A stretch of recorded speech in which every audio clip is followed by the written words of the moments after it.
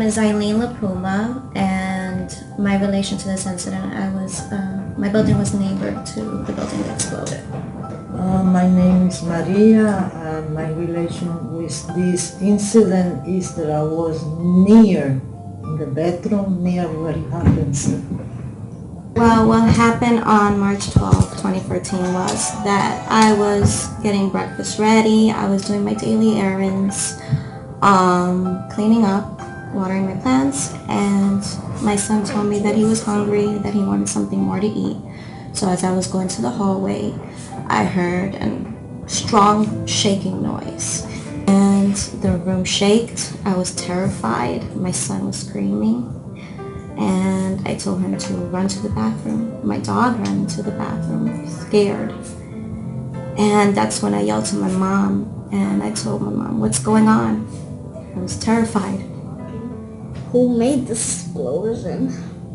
I'm wondering whether someone made it or it just came by itself.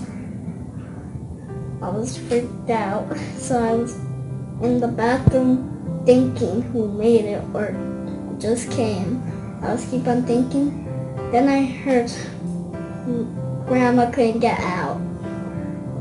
And then I got out of the bathroom and I looked at Mom and I saw her punching the door to get Grandma out. So I went back in the bathroom and I was so freaked out why the door was locked. And then Mom finally opened the door by punching it, and then Grandma finally got out. Then Mom said we had to go out, and we did. Then we came out and we went to a different person's home. I was in a shelter in the Bronx. And for us, we drag on a shelter, but my son had a nervous breakdown, so I had to go with friends and family, bounce from place to place. They let us in. They had to be homeless for a certain period of time with only the clothes on their back. 1 month. Virtually all my clients have been suffering from post-traumatic stress, which seems to come back into the forefront of recent nature. Virtually all of them go through similar panic attacks, anxiety attacks, depending upon how long they were there, how close they were, and what they went through afterwards. They went through an ordeal afterwards because they got to run out of the house, they think they're dying, they don't have any clothes with them, and they were helped by the humanity of strangers, which was it's a nice thing to see. Along the same lines, but look what they went through. Mom had to smash the door open for Grandma to get out. It was terrifying because I didn't understand at the time what was going on. I was sleeping, and I get up, seeing the windows getting broken, and that I felt like it was an earthquake, and my door slammed like that. I was terrified.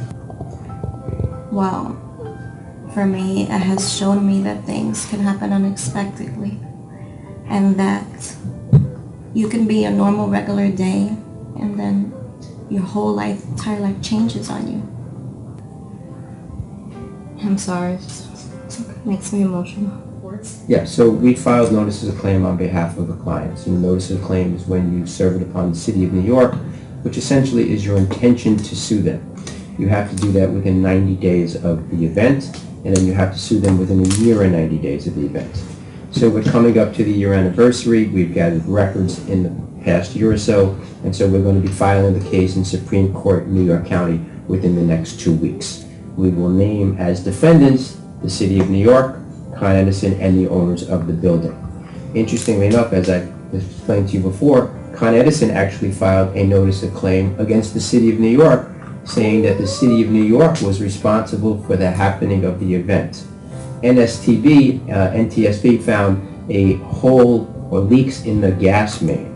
And so the Con Edison is saying that they're not responsible for that, but that the city was responsible for that, failing to investigate by having uneven streets, for not having water go down there, things of that nature. So it should be interesting to see how that plays out in the court system, and only through what we call discovery we'll be able to find out about all the investigations and what the city had in terms of whether they were on notice of this or not, and what Con Edison had in terms of notice.